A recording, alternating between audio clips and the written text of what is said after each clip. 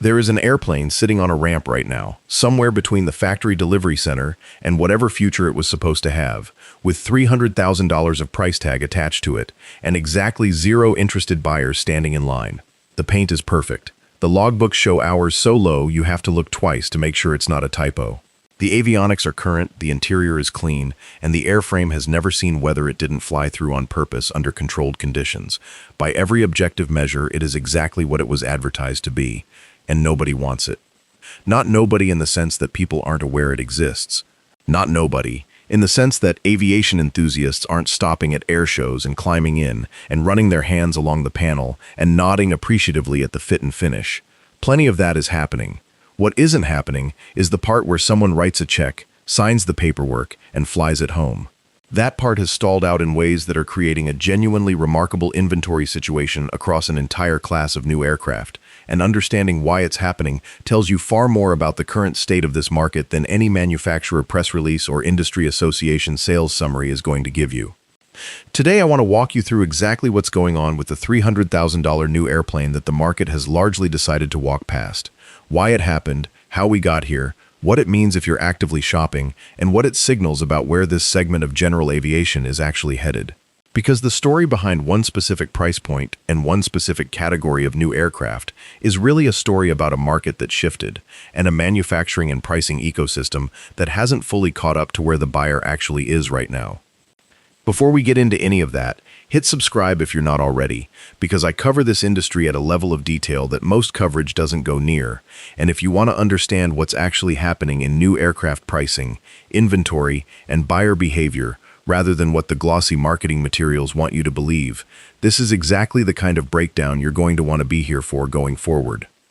Let's start from the beginning, because this story doesn't make sense without the context of how we got to $300,000 for a category of airplane that was half that price not very long ago, and why that number now sits in a dead zone between what buyers are willing to pay and what manufacturers say they need to charge to keep the lights on. Think about what $300,000 actually means in the context of general aviation right now. A decade ago, that number bought you a legitimately capable, reasonably well-equipped 4-seat single-engine piston airplane, new from the factory, with a glass panel, a decent autopilot, and enough margin left over that you didn't feel like you'd bought the stripped-down base model with no floor mats. You got a real airplane at a real price that, while nobody would ever call it cheap, at least made enough sense that a successful professional, a small business owner, a doctor or attorney with an instrument rating and genuine enthusiasm for personal aviation could run the math and arrive at a purchase decision that felt justified. That same $300,000 today buys you something much more complicated to evaluate. In some segments, it gets you near the bottom of the price ladder for a new certified airplane, meaning you're spending serious money for something that, by spec, is closer to the entry-level or trainer configuration than the capable cross-country machine most private buyers are actually shopping for. In other segments, it lands you somewhere in the middle of a price range that doesn't feel like the middle, because the options that make the airplane genuinely useful for anything beyond local pattern work and clear weather day trips add another $50,000 or $100,000 on top of it before you've even gotten to the leather interior and the satellite weather receiver. And in the light sport category, where $300,000 was already on the expensive end of what the segment could justify, it's now competing directly against a newly expanded universe of used certified airplanes that the recent regulatory changes have put within reach of the same buyer, often at half the price. So the $300,000 number isn't one specific airplane, it's a zone, a price band, and what's sitting in that zone right now, across multiple categories and multiple manufacturers, is a collection of aircraft that each got there by a slightly different path, but all ended up in the same uncomfortable position. Priced and configured for a buyer who was actively shopping 2 or 3 years ago, now sitting on ramps and in dealer lots waiting for a buyer who has changed what they want, what they'll pay, and what alternatives they're seriously considering. To really understand what's happening here, you have to understand the environment that produced these airplanes and the decisions that went into building and pricing them, because none of this happened in a vacuum, and none of it was obviously wrong at the time the decisions were made. Cast your mind back to the period when new aircraft demand genuinely outstripped supply by margins that felt almost absurd. Order books backed up 18 months, then 24, then in some cases 36 months or longer. Buyers who wanted a new airplane from a major manufacturer weren't negotiating on price or asking for extras thrown in. They were calling dealers and asking whether there was any way at all to get a delivery slot, and accepting the answer that there wasn't, with a degree of resigned patience that would be completely unrecognizable in today's market. Manufacturers who had spent years carefully managing production volume to match realistic demand found themselves scrambling to add capacity, hire trained workers, source materials in a supply chain that was simultaneously constrained across nearly every relevant industry, and push units out the door fast enough to serve a backlog that kept growing faster than they could address it. In that environment, every decision naturally tilted toward volume, speed, and margin. Configurations got simplified in certain ways, specifically in the sense that dealers stopped stocking stripped-down base models because buyers would take a fully loaded airplane without complaint when the alternative was waiting another 12 months for a simpler one. Standard equipment lists got richer, because adding items as standard rather than optional was easier to manage at the production level when you were building as fast as possible. Prices got revised upward repeatedly, and every revision was absorbed by a waiting market that had no leverage to resist it, because the backlog meant there was always another buyer ready to step into a slot if the current one balked. Resisting a price increase during that window was essentially agreeing to wait even longer, and buyers who'd already been waiting weren't willing to do that. Now look at what those conditions produced on the dealer and ramp side of things, and here's where the current situation starts to make complete sense. Manufacturers built and priced airplanes for a buyer who was operating under the psychology of scarcity, who understood they were competing for limited delivery slots, who was taking the fully loaded configuration because it was what was available, and because their 2-year wait had made them willing to just take the airplane and be done with it. Those airplanes went into production and onto delivery schedules. Production lines were staffed and tooled at rates that made sense for that pace of demand. And then the demand picture shifted. Not collapsed, not fell off a cliff in a dramatic sudden way, but shifted. Order books thinned out. The backlog shrank. The buyers who had been willing to wait 18 months to sign a purchase agreement discovered that they no longer had to wait, which meant they also no longer had to accept every term the dealer put in front of them, and they no longer had to take the fully loaded configuration because the stripped-down version was suddenly available with a much shorter wait. Buyers who had been holding back because they couldn't get a delivery slot in a reasonable time frame found themselves in a completely different negotiating position almost overnight. And buyers who had never been convinced by the full list price started shopping again in a market where the used alternative had gotten very compelling very quickly. That shift didn't change the production lines or the pricing strategies instantly. It couldn't, because those things move on a longer timeline than market sentiment does. What it did was create a mismatch, and the visible symptom of that mismatch is exactly what you're seeing on ramps and at dealer lots right now. New airplanes, built and priced and configured for the old buyer psychology, sitting in a market that has moved on to a different set of priorities.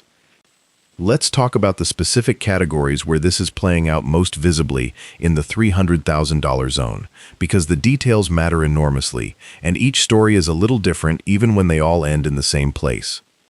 The light sport category is, by a significant margin, the most interesting and the most complicated story in this price range right now.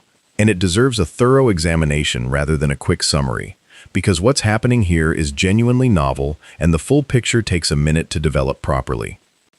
For years, the light sport aircraft market operated under rules that were narrow enough to feel almost arbitrary, but were actually quite well defined. Sport pilot privileges let you fly aircraft within a specific set of parameters. Maximum gross weight capped at 1,320 pounds for land-based aircraft, 2 seats, limited speed, fixed pitch propeller, and a handful of other constraints. That's a small box. The airplanes that fit in it were purpose-built to live inside it, designed and certified specifically to the sport aircraft standard rather than the full Part 23 certification framework, which made them faster and cheaper to bring to market, but also limited what they could carry, how fast they could go, and how useful they were for anything beyond recreational day flying and basic training operations. Within that box, manufacturers built a real business. The captive nature of the market was the business model. If you wanted to exercise sport pilot privileges legally, you were buying a light sport aircraft, or you were buying a used certified aircraft from a list of eligible types. And for most practical purposes, if you wanted something new and modern, you were buying a light sport aircraft. Manufacturers priced accordingly, and $300,000 for a top-of-the-line, well-equipped sport aircraft became normalized in the segment, because what was the alternative? There wasn't one. The regulatory definition made the market captive, and captive markets support pricing that free markets simply don't. Then came the regulatory changes that expanded the sport pilot framework in ways that genuinely rewired the competitive landscape for everyone selling in this space. The weight ceiling moved up substantially, opening the category to a much broader universe of aircraft. The definition of what a sport pilot can legally fly expanded significantly, meaning buyers who previously had to choose from a narrow certified list or buy purpose-built sport aircraft now suddenly had access to a much wider range of aircraft types, including used certified airplanes that are roomier, more capable, better understood from a reliability and parts availability standpoint, and available in the used market at price points that make a $300,000 new light sport look genuinely difficult to justify. Think about that from the buyer's perspective for a moment, because this is really where the impact lands hardest. A buyer who was shopping for a new light sport airplane at $250,000 to $300,000 was making that purchase decision largely because it was the cleanest, most straightforward path to getting a modern, new airplane that fit their legal operating envelope. They might have wished they could buy something with a bigger cabin or more useful load or a constant speed propeller, but the rules said what the rules said, and so they were buying what the rules made available to them at a reasonable price point for their situation. After the regulatory changes, that same buyer can now look at a used 1970s or 1980s Cessna 172 or Piper Cherokee or a dozen other common, well-understood certified types, flying them under the same sport pilot privileges that used to require a sport aircraft, and potentially paying $100,000 or less for a comparable or even more capable ownership experience. The cabin is bigger, the useful load is more generous, the parts supply is effectively unlimited, because these airframes have been supported for decades. The avionics might need a refresh, but a new panel in a used 172 still costs a fraction of the difference between a used certified airplane and a new sport aircraft. And resale value on a common certified type is about as predictable as anything in aviation gets. The manufacturers who saw this coming, and credit where it's due, a few of them did see it coming and adjusted their positioning before the regulatory change actually landed, made moves to differentiate their products in ways that matter beyond just legal certificate access. They leaned into crash safety structures built to current standards, rather than 1960s engineering. They emphasized the genuinely lower fuel burn of modern purpose-built engines, compared to an old technology engine doing the same job less efficiently. They highlighted the current avionics as a standard feature rather than a retrofit, and the difference between avionics that were designed from the ground up to work together versus avionics that were shoehorned into an airframe that wasn't designed around them. Those are real advantages, and buyers who care about those specific things are still making the case for a new sport aircraft, even at a premium price. But a meaningful chunk of the buyer pool that sustained the light sport market at $300,000 was buying primarily for regulatory access, not specifically for the engineering merits of a purpose-built sport airframe versus a used certified alternative. Once access stopped being scarce, those buyers started making different decisions, and the inventory that was already built and priced for the old scarcity is sitting on ramps waiting for buyers who are no longer arriving at the expected rate. The training market, which overlaps significantly with the light sport category and has its own distinct pressures that are worth understanding separately, is also not absorbing new supply at the rate that looked likely when some of these production decisions were made. Flight schools, which should be natural buyers for affordable, modern, easy-to-maintain new aircraft at a price point that doesn't break a small business's capital budget, are dealing with their own set of constraints that have made buying new significantly less attractive than it might appear from the outside. Start with the financing side. A flight school considering a $300,000 aircraft purchase isn't buying one airplane. They're usually thinking about fleet renewal, which means they're multiplying that number by several units and asking whether the capital makes sense at current financing rates. Rates that have moved significantly off their historic lows make a fleet purchase at $300,000 per unit look very different from a cash flow perspective than it looked 3 or 4 years ago. And flight schools operating on the margins that most of them operate on are not in a position to absorb that kind of financing cost increase without recalculating the business case carefully. There's also the utilization question, which is specific to what a flight school actually needs from an airplane versus what a private buyer needs. A flight school needs an airplane that can fly 4, 5, 6 hours a day, turn quickly between students, be maintained cost-effectively by a shop that may not be specialized in any single airframe type, and depreciate in a way that doesn't destroy the balance sheet over the training lifespan. Some of the aircraft in the $300,000 category pass that test reasonably well. Some of them, particularly those with engines or systems that are newer and less proven in the high-cycle training environment, or those with maintenance requirements that need more specialized support than a typical general aviation shop can provide, don't pass it as cleanly as the marketing presentations suggest. And flight school operators who've done their homework on those specifics are making conservative decisions that keep new inventory sitting longer than projected. The regional variation in this story is something that deserves specific attention too, because the $300,000 inventory problem isn't evenly distributed across the country, and understanding where it's most acute and why tells you something useful if you're thinking about where to shop or what leverage you actually have. Markets where the used aircraft supply is richest, specifically the areas with high concentrations of flight activity, established aviation communities, and a deep pool of well-maintained used airplanes that change hands regularly, tend to be where the new airplane at $300,000 faces the most competition. In those markets, a buyer who's genuinely doing their homework has no shortage of used options to cross-shop, and the used inventory is both visible and accessible in ways that make the price gap between new and used feel impossible to ignore.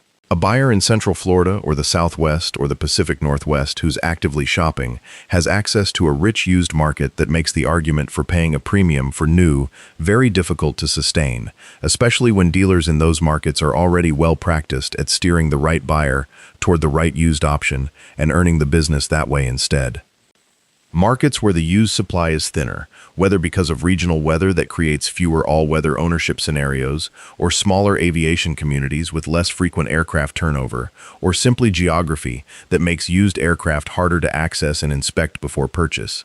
Those markets tend to show a little more new aircraft demand because the used alternative is less visible and less easily compared. But those markets also tend to have fewer buyers in absolute terms, which doesn't solve the overall inventory problem, it just redistributes it slightly. The dealer behavior piece of this is genuinely worth spending some time on, because it's something buyers in this environment need to understand before they walk into a purchase conversation, and it's also something that reflects a real structural shift in how the new aircraft market is operating compared to just a few years ago. During the peak demand years, dealers had very little incentive to negotiate. They had waiting lists, they had customers who'd already committed to purchase contracts months or years in advance, and they had zero pressure to offer discounts, extended warranties, or creative deal structures, because any buyer who wasn't happy with the terms would be quickly replaced by another buyer from the list who would take the same deal without complaint. The dealer's leverage was absolute and they knew it. That dynamic has reversed in a way that should feel significant to anyone shopping in this category. Dealers sitting on aircraft that have been on the ramp for 6 months or more are not sitting comfortably. Every month of carrying cost, every insurance renewal, every hangar fee, every month the airplane depreciates while sitting unsold is coming straight off the dealer's margin, and there's only so long that math works before it becomes urgent to move the unit, even if the terms aren't ideal. Buyers who understand this dynamic and are willing to negotiate from that position have meaningful leverage that simply didn't exist during the boom. What does that leverage actually look like in practice? It looks like meaningful price reductions off the published list price, in some cases running into the tens of thousands of dollars, for aircraft that have been sitting long enough that the dealer's carrying costs have become a real problem. It looks like extended warranty terms being offered as part of the deal, rather than as a paid add-on. It looks like avionics database subscriptions, initial transition training, even hangar introductions and fuel credits appearing in purchase conversations, where 3 years ago, you'd have been lucky to get the dealer to hold the delivery date without charging you extra. It looks like dealers who previously had no flexibility on trade-in values suddenly having very different conversations about what they'll give you for your current airplane because they need the deal to work for you to close. None of that happens automatically or without a buyer who's willing to have the conversation explicitly. Dealers who are carrying unsold inventory are not going to lead with their pain. They're going to present the airplane at list price, walk you through the features, and wait to see whether you're a serious buyer who's done enough research to know the leverage exists. Buyers who walk in knowing that the specific airplane on the ramp has been sitting for 8 or 10 months, who've done enough research to know what comparable inventory is available elsewhere and at what price, and who are comfortable having a direct conversation about what it actually takes to close the deal, those buyers are moving the needle in their favor in ways that buyers who walk in without that preparation simply aren't.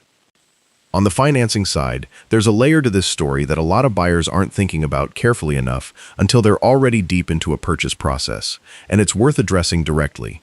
The interest rate environment that has settled in over the last couple of years has a specific and meaningful impact on what a $300,000 airplane actually costs to own when you're financing a substantial portion of the purchase price, and that calculation looks very different from what it looked like during the near-zero rate period when a lot of the pricing in this category got established.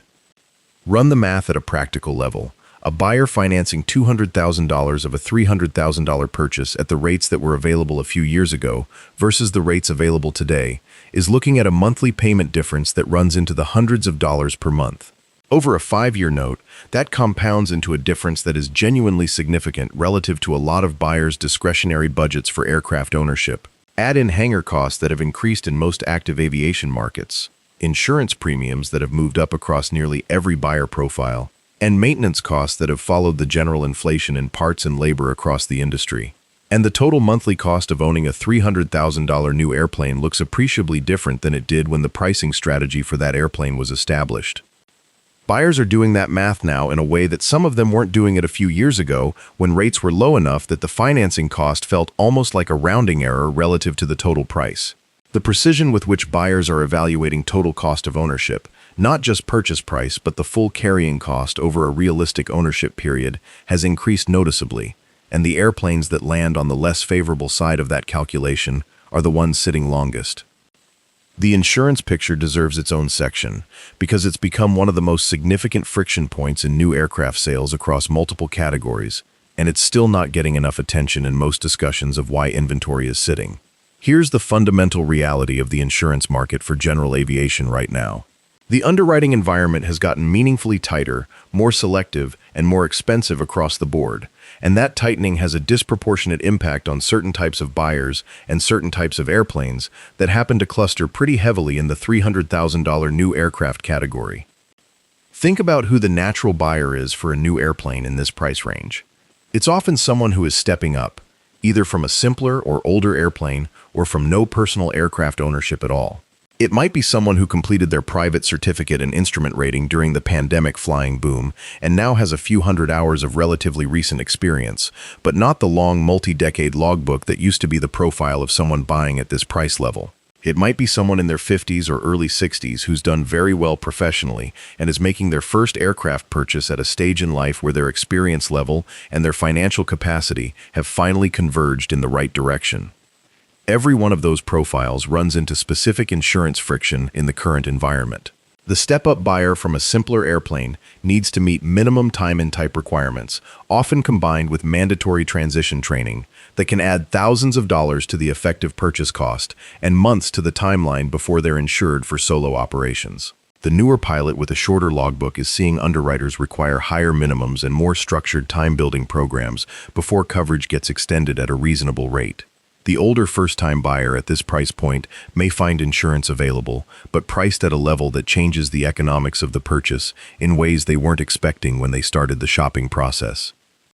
None of this is the manufacturer's fault in a direct sense, and none of it specifically targets $300,000 new aircraft, because the insurance tightening is happening across the board for new and used aircraft alike.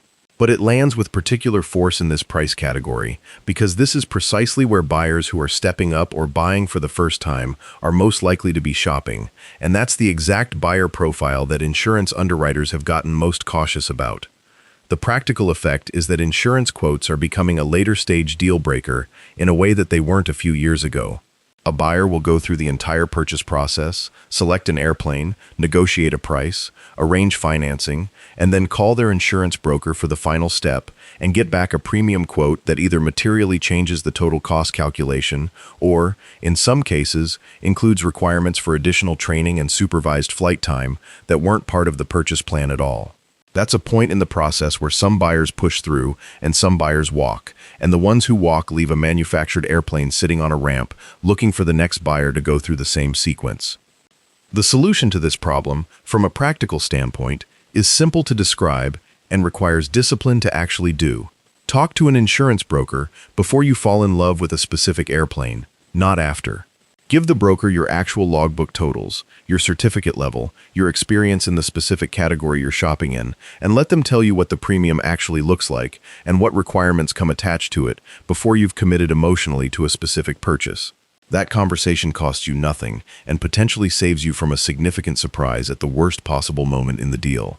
There's a geographical dimension to the insurance story that's worth touching on briefly. Buyers in certain markets, specifically coastal markets, areas with complex airspace, and regions with particular weather challenges, tend to face additional scrutiny from underwriters beyond just the standard pilot experience evaluation. An airplane that's going to be based in the New York metro area or the Los Angeles basin or coastal Florida faces a different underwriting conversation than the same airplane based at a quiet rural airport in the Midwest, and buyers in the more complex markets are finding that their insurance costs are reflecting that complexity in ways that aren't always intuitive until you see the actual quote.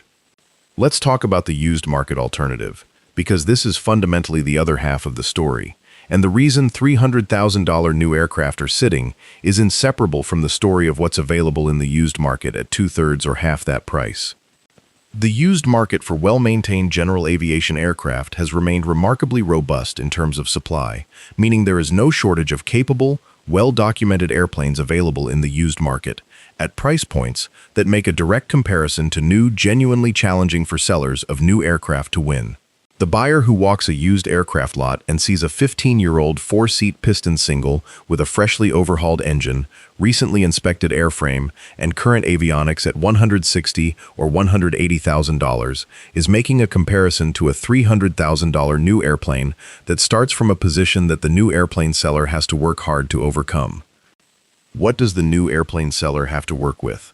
A factory warranty, which matters, particularly in the first few years of ownership, when component failures tend to cluster around break-in and early life issues. Current generation avionics as original equipment rather than retrofit, which is meaningful if you care about the difference between avionics designed around the airframe versus avionics adapted to fit it. Known history from day one, which eliminates the specific anxiety of buying someone else's airplane and inheriting whatever operational habits and decisions went with it. And in some cases, genuine engineering improvements in the current production airframe compared to what was being built 10 or 15 years ago, whether in structural materials, engine efficiency, or systems integration. Whether those advantages are worth $100,000 or more of price premium depends entirely on the specific buyer and their specific priorities, and a lot of buyers are arriving at the answer that they aren't. Not because the new airplane isn't genuinely better in specific ways, but because the ways in which it's better don't align closely enough with what that particular buyer actually needs from an airplane to justify the gap. A buyer who wants to do primarily VFR recreational flying on weekends and occasional short trips doesn't need the latest generation autopilot envelope protection nearly as much as a buyer planning to fly hard IFR in the flight levels regularly, and the warranty that protects against the first 2 years of component issues matters less to a buyer who's comfortable doing their own condition inspection and has a good local shop than it does to a buyer who wants a turnkey ownership experience with minimized maintenance uncertainty. That alignment, or the lack of it, between what new airplanes are offering as their premium justification and what buyers in this price range actually need for their missions, is another thread running through the inventory situation that doesn't get talked about enough. Manufacturers tend to compete on the most impressive, most marketable, most headline-grabbing features, because those are the things that show well at air shows and photograph well in brochures. But a $300,000 recreational flyer, who's buying their first personal airplane, doesn't necessarily need every headline feature. They need an airplane that's reliable, comfortable to fly, manageable to insure and maintain, and capable enough for the missions they're actually going to fly, rather than the aspirational ones they imagine when they're sitting in the demo cockpit with a salesperson who's very good at their job. When the spec sheet gets built around the most impressive possible feature set, and the price gets set to match, and the buyer pool for that spec at that price ends up being smaller than the production volume assumed, the result is inventory. Not because the airplane failed to deliver what it promised, but because what it promised wasn't quite what enough buyers needed at the price it took to deliver it. The demographic shift in the general aviation buyer pool is another force operating underneath all of this, and it's one of those slow-moving things that's easy to miss because it doesn't announce itself in any specific quarter's numbers. The traditional buyer profile for a new general aviation aircraft at this price level has skewed older for years, reflecting the reality that accumulating the financial resources for a major discretionary purchase tends to happen later in a professional career, and that the enthusiasm for learning to fly and building toward personal aircraft ownership often gets deferred until life stabilizes enough to make it practical. There's nothing wrong with that pattern, and it's produced a lot of perfectly successful aircraft purchases over many decades. What's changed is that the cohort of buyers who fit that profile, specifically the generation of pilots who built their flying careers through the 80s and 90s and have now arrived at the stage where they have resources and time and genuine motivation to own a capable personal aircraft, is at or approaching the age where medical certificates, insurance age cutoffs, and the honest physical realities of maintaining the health and reaction time that flying demands start to create real headwinds. The wave of buyers who should be at their peak purchasing years for a new airplane in this price category right now includes a significant portion of people who have discovered that the path to ownership has gotten medically complicated in ways they didn't fully anticipate, or that their insurance broker is having a different conversation with them about coverage for a step-up airplane than they expected, or that life circumstances in the post-pandemic period, whether business demands or family transitions or health considerations, have changed the calculus around a major discretionary purchase. Behind that cohort, the next generation of potential buyers, pilots in their 30s and 40s who have the flying enthusiasm and the potential to eventually become serious aircraft owners, is facing a different set of financial pressures that push the purchase timeline later. Student debt, housing costs in the markets where economic opportunities tend to cluster, the high cost of building flight hours to a level where personal aircraft ownership starts to make practical sense. These are real constraints, and the timeline on which the next buyer generation is going to be ready and able to commit to $300,000 new aircraft purchases is longer than the production schedules currently assume. None of that means the market goes away. It means the transition between one buyer generation and the next is going to be a period of genuine friction for manufacturers and dealers who built capacity and pricing around the assumptions of the previous era, and that friction is visible in the inventory sitting on ramps right now. Let's think about what all of this means from a practical standpoint for someone who's actually in the market, because ultimately, that's the most useful way to bring everything we've covered together into something actionable. If you're shopping for a new airplane in this price range right now, the market conditions are, in a very specific and limited sense, as favorable as they've been in years for the buyer who's done their homework and is willing to negotiate explicitly. The inventory situation is real, the carrying costs for dealers are real, and the leverage that creates for a prepared buyer is real, in ways it simply wasn't during the peak demand period. The question is whether you're approaching the purchase in a way that lets you actually capture that leverage, or whether you're going through the process in a way that leaves it on the table. Start earlier in the process than feels necessary, with the questions that are most likely to create friction or surprise later. The insurance conversation belongs at the very beginning of the process, before you've test-flown a specific airplane, before you've mentally committed to a specific model, and certainly before you've made any financial commitments. The call to an aviation insurance broker costs you nothing and should come before anything else. Give them your full picture, current certificates, total time, time and category, specific airframe experience, where the airplane will be based, how you plan to use it, and get a realistic sense of what coverage will cost and what requirements will come attached to it. That information should be part of your initial buy versus not buy calculation, not a surprise that surfaces at closing. Be explicit and direct about the inventory question when you're talking to dealers. Ask specifically how long the airplane you're looking at has been on their ramp. Ask whether there are other units of the same model available from other dealers, and at what price.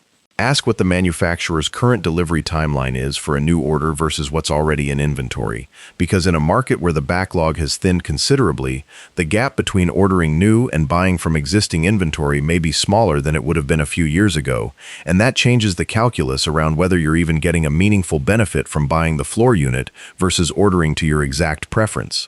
These are direct questions that a serious buyer has every right to ask, and the answers will tell you a lot about how much leverage you actually have in the specific situation you're negotiating. On the question of new versus used at this price point, be honest with yourself about what specifically you need from the new airplane that you cannot get from a comparable used one. If the answer is primarily warranty and known history, price out what a pre-purchase inspection on a well-documented used airplane actually costs and what it actually tells you, because a thorough pre-buy by a qualified shop tells you quite a lot, and factor that against the warranty premium.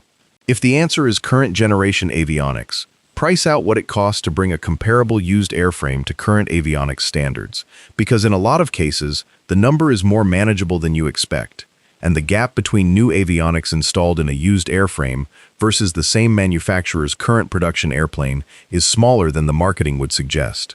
If the answer is that you specifically want the experience of flying a brand new airplane home from the factory and knowing its entire history from day one, that's a completely valid answer, and the used market comparison isn't really the right frame for your decision.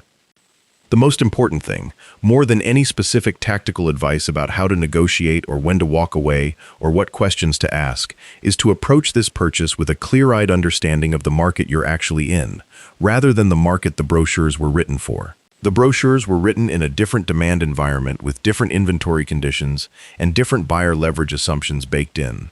The market has moved. The buyer who understands where it's actually moved to and engages with dealers and manufacturers from a position of informed understanding rather than wishful thinking or uninformed optimism is in a genuinely strong position right now. For the manufacturers and dealers in this space, the lesson from what we're looking at is direct and worth saying plainly, even though it's not comfortable to hear. The configurations, price points, and feature packages that worked brilliantly when you had more buyers than airplanes don't automatically work when you have more airplanes than buyers. The psychology of a buyer who knows there's inventory sitting on the ramp behind yours is fundamentally different from the psychology of a buyer who knows there are 20 names ahead of them on a wait list, and sales strategies built for the second buyer aren't going to close the first one without real adjustment. The manufacturers who are moving inventory in this environment are the ones who've adjusted to where the buyer actually is right now. The ones who are still anchored to the logic of the waitlist years are building the inventory problem we're describing, a unit at a time, as each month passes without a deal closing. There's one more dimension to this story worth sitting with as we pull it all together, which is what the current inventory situation signals about where the market is headed from here, rather than just where it is today. Markets with inventory overhang don't stay in that condition indefinitely. Eventually, one of several things happens. Prices adjust, either through direct list price reductions or through the kind of dealer discounting and incentive stacking that has the same practical effect without officially revising the list. Configurations change as manufacturers realize the fully loaded spec that worked during the boom years needs to be rethought for a buyer pool that's become more selective. Some manufacturers reduce production to bring supply back into alignment with actual demand, which is a painful but often necessary step that most businesses in any industry delay longer than they should. Or conditions change, interest rates fall, and financing becomes more accessible again. A new generation of buyers matures into their peak purchasing years. Some regulatory or technological development creates a new compelling reason to buy new over used, and demand finds its way back to supply. History in general aviation suggests that all of these things eventually happen in some combination, and that the inventory buildup we're seeing right now is a market signal that will ultimately produce its own correction.